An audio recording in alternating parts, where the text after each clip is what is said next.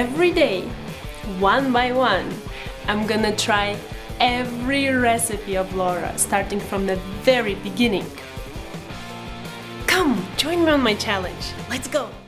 Hi everyone! My name is Ruta and welcome to my challenge where I'm trying a new recipe of Laura in the kitchen every day. Of course, share their conversions into the metric system with all of my metric system friends and then post all of these fun experiments every second day so that, well, you know, I'd have enough time to edit and prepare everything for you. So today, after trying the yellow, what was that, vanilla cake, I've realized that I've tried another 30 new recipes, which brings me to a total of 90. Can you believe it? So I'm gonna do what I kinda got used to doing. Sit down and look back at all of the recipes I've tried and of course mention the ones which stood out the most. So I remember actually one of you asked me on Instagram if I could rate every recipe I try. And this recipe is kinda like that because I will mention all the recipes which I really liked, which amazed me, and which have to be tried whenever you feel ready for them. So let's start. The biggest discovery for us was pesto. You know, when I think about it, I realized that it was unforgivable not to even know that it's made of basil. Kind of shameful, but oh well, let's pass this fact. I cannot even describe our excitement when we found all the ingredients we needed for it because both my husband and me are absolutely in love with pesto. However, there's no such thing here, and on those occasions we actually can find it, it's really expensive. So when I asked him to buy some basil for this recipe, he went crazy, and in the end I was making 3 times more than the original recipes for, and I remember I was washing those basil leaves half day, but it was so worth it. So if you also cannot get your hands on pesto or enjoy homemade things from scratch, I would highly recommend this recipe. This is something we now have at all times in our home. I had the most fun while making the red velvet cupcakes. This was the first time in my life I made something with food coloring, so it was super interesting for me, and I was like a kid once the batter started turning its color to red. And these cupcakes are so amazing as well. I think they're actually my favorite cupcakes I've tried so far because you're using buttermilk instead of butter, which makes them super moist without feeling greasy. They are so light, so fluffy, and with no oily feel to them whatsoever.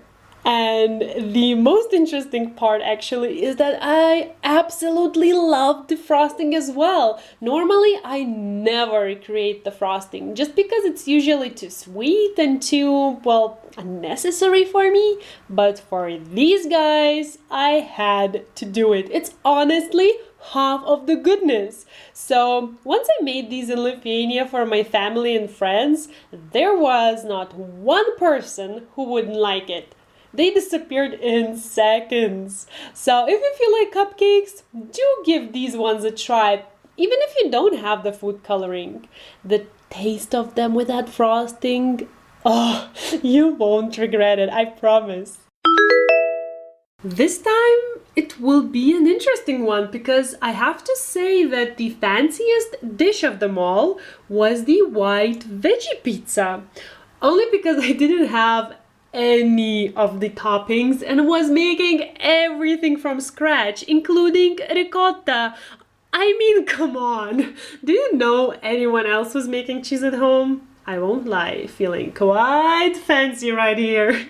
I didn't have frozen spinach or broccoli neither, so I made somewhat substitutes for that from fresh vegetables as well. So in the end, when I saw the finished pizza, I knew it will be the best pizza I've ever made or tried. Something which had so much work and effort put into just couldn't turn out any less than perfect.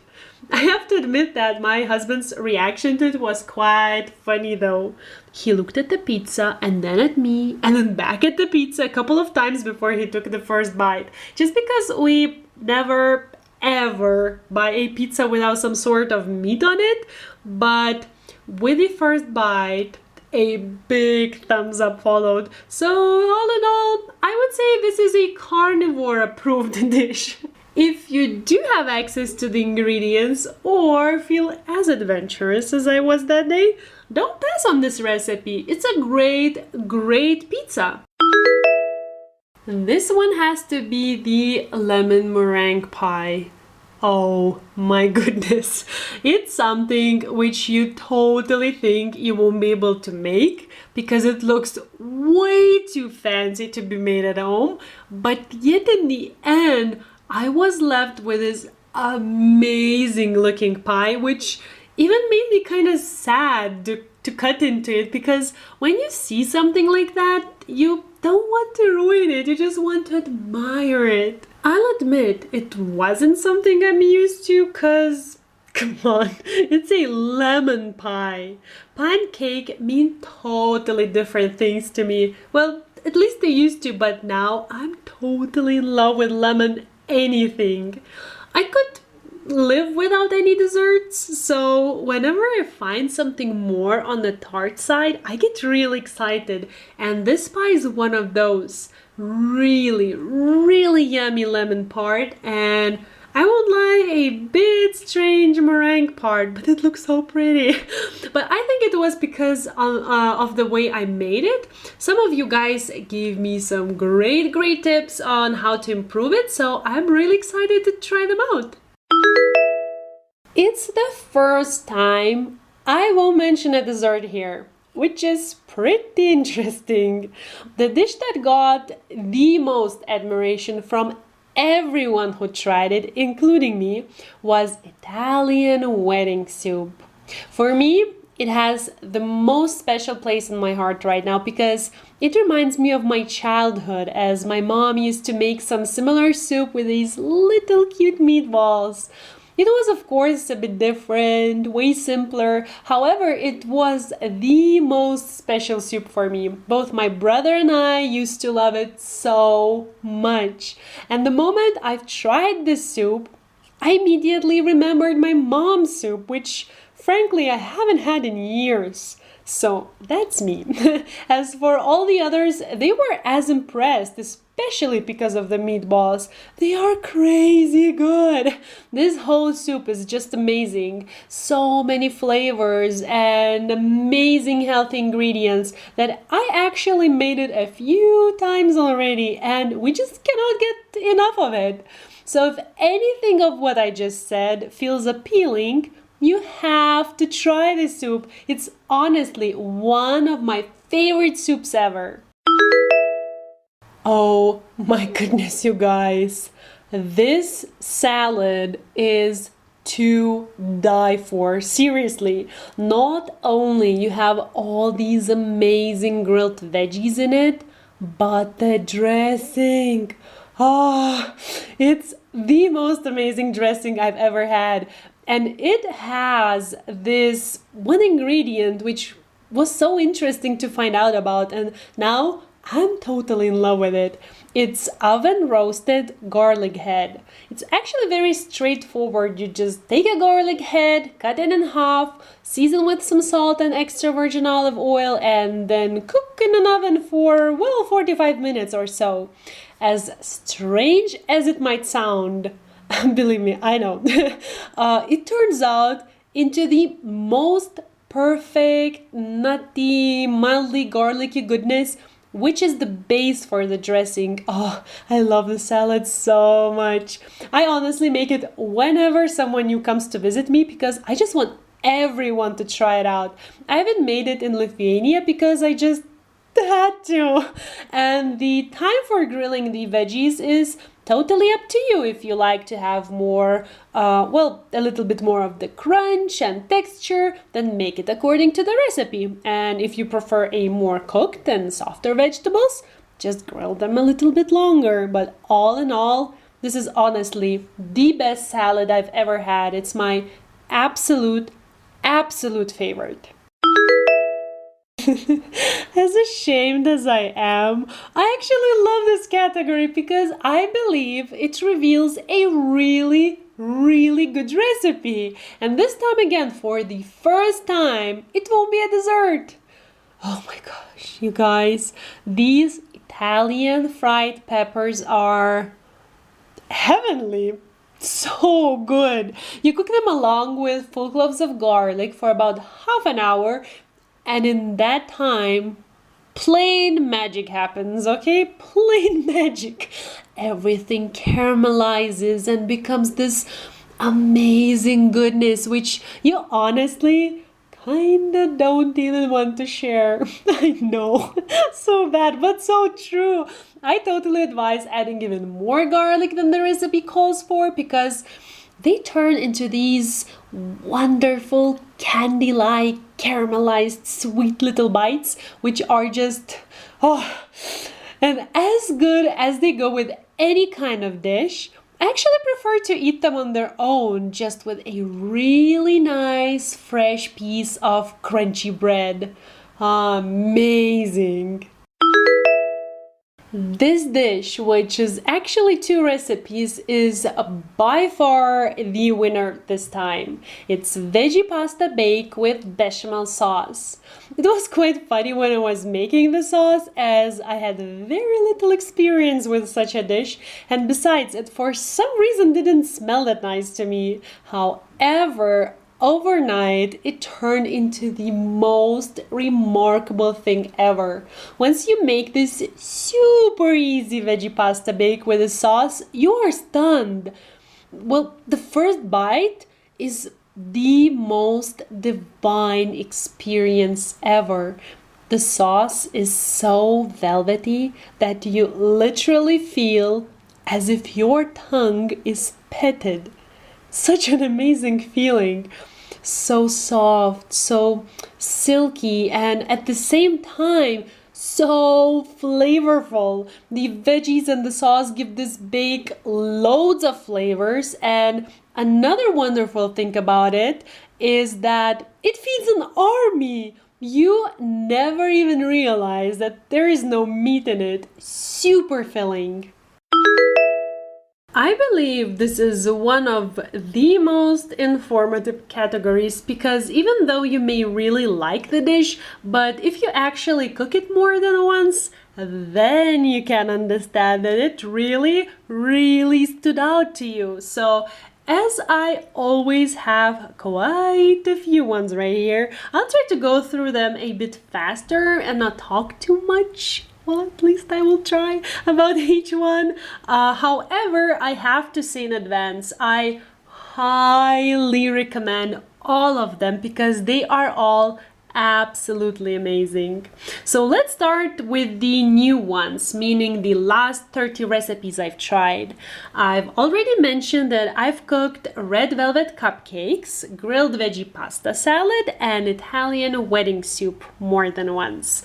I have 5 more recipes to mention. The first one is spinach and grilled chicken salad.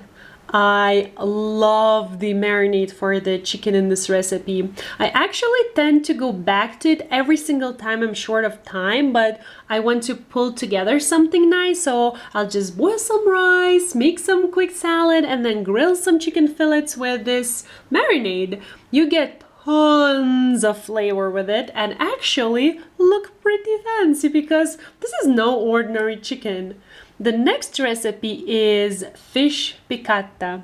Oh My goodness, you guys. The longer I'm doing my challenge, the fancier I'm starting to feel because now I know how to cook fish. Like, come on, how cool is that? I mean, I've never cooked fish before and had no idea how to do it, so it looked pretty fancy to me. But now, as I've learned how to make fish piccata, I honestly want to cook it over and over again. A totally new field of dishes opened up for me, and I'm really looking forward to more fish dishes. And the last three recipes are all desserts.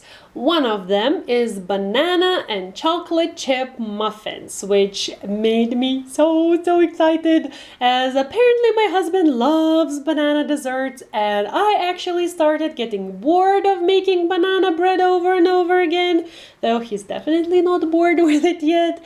So now I have this new wonderful recipe where I can use up all of the ripe bananas he's still buying constantly. And what's more, I can change it up by omitting the chocolate chips. Then you get these super delicious plain banana muffins. We love them here, and I keep experimenting with this recipe by omitting that and adding this, and every single time it turns out perfect. I've also recreated snickerdoodle cookies in Lithuania because, well, I really wanted my family and friends to try them out, as they are, well, very interesting and unusual cookies. I've never seen them anywhere. As I had trouble finding tartar cream in Lithuania though, I've googled and decided to substitute it with citric acid, as I found a lot of claims that most of the time you can do that. So needless to say, these cookies totally changed, but they were so awesome anyhow. Everyone loved them. Now with the citric acid, with some bites you were getting these kind of like little sour or citric or acidic, I don't know, explosions in your mouth. And they actually reminded me of these little lollipops we used to have when we were kids. You'd stick a sweet lollipop into a bag of acid in the mouth popping thingies and then into your mouth. It was this weird yet interesting combination of sweet and acid, which we really liked. And these cookies turned out exactly like that. I was afraid I ruined them, but then everyone loved them. And the last ones were fudgy brownies. I've also recreated them on my Christmas trip to Lithuania, and they were a total success, especially among women. They are so fudgy, it's crazy. You take a bite, you feel kind of guilty for doing that, and then you take another bite. A total good mood and energy booster. So these were my recreations of the, well, newer recipes. I've also made again a bunch of the older recipes, but as I've talked about them in my previous videos, I'll just quickly mention them now and leave links to the last two videos of such sort if you're interested to hear more about them. Couscous salad and spinach salad with lemon vinaigrette are the top most made recipes in my home, because these salads are just amazing. We actually brought quite a few bags of different kinds of couscous from Lithuania solely to make the salad. I've made fettuccine alfredo with chicken, roasted zucchini and tomatoes, chicken marsala, and pasta fagioli a few times because they are wonderful dishes, and from time to time I remember them and then there's no way back. The soup, by the way, is an amazing cold weather soup, so comforting and filling. I've actually ate it for lunch today. I keep making Chloris crepes. They are so perfect for both breakfast when you add some fruit or jam on them, and lunch, dinner when you stuff them with, well, something savory. For example, chicken and onions filling. Very versatile, very tasty, and freeze very nicely. So I just make a bigger batch and freeze up in portions for whenever I'm gonna need them. Okay, so I've mentioned quite a few recipes already which I made in Lithuania while visiting my family on Christmas. But that's not all. I really wanted to share with my family and friends all the interesting tastes and flavors I've discovered. So I made my favorite cookies of them all, oatmeal raisin cookies. I made also rum raisin scones with actual rum this time, and it was superb. Though I think I actually like the non-rum version just a tiny bit more because it's a bit milder and doesn't have the, well, spiciness to it, but the rum version was actually as perfect. I would have not been happy with myself if I hadn't made the chai tea spiced pound cake and the sweet corn cake for my mom to taste, because from the moment I tried them, I knew my mom would love them, and I just couldn't wait for her to try them out. I also had to remake, of course, tiramisu because it was absolutely adored by my family. And lastly, totally took advantage of being able to find asparagus and prosciutto and made the wonderful asparagus and prosciutto bruschettas. It's, well, you have to try it. Super delicious. I have a feeling that at some point I will stop mentioning the older recipes just because the list is getting longer and longer every single time. But I'm just so excited to learn all those, well, new dishes that honestly the time I spent cooking became one of my, well, favorite times of them all. But oh well, I can still squeeze all of those recipes in, so I'm good. But I'm pretty sure that my list is even longer. I just kind of forgot some of the recipes. But anyways, if you have any ideas for the categories or in general any suggestions for these kinds of videos, I'll be glad to hear them. For now, I'm making such a video every 13 new recipes I try. And I wanted to say thank you to all of you guys who push the like button, who leave all those sweet comments under my videos. It's just so sweet. For some time though, I'm having this problem with YouTube. I cannot seem to be able to reply to your comments, so I'm really sorry about that, but I'm working on fixing it and hopefully soon it will all be alright.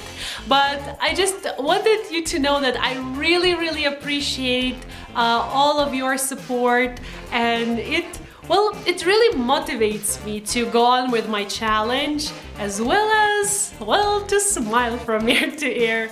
And I also wanted to give a special thank you to Ernesta and Marie, whose constant support mean really a world to me. You are both really special to me. Again, I said like 5 times that already, but I just really wanted you to know that. So really, thank you so much. And before I go, I actually wanted to show you something, because some of you were wondering. Here's how I look outside of home. As I mentioned like a million times, I live currently in Iran, which has quite a strict dress code. I mean, you cannot choose that, you just don't like it. And both men and women have it. Of course, men don't need to wear scarf, but still, they have a dress code of their own. But here I am. I have my coat, long-sleeved coat, and my scarf, and I have like, I don't know, like 50, if not more, different kinds. So anyways, I really hope that this was fun. I really hope that you enjoyed it and found it helpful. All of the recipes I mentioned will be with the links to the videos in the description box down below. If you haven't still subscribed, you should definitely do that and join us on this fun and yummy journey. Thank you so much for watching, and I'll see you in a day. Bye!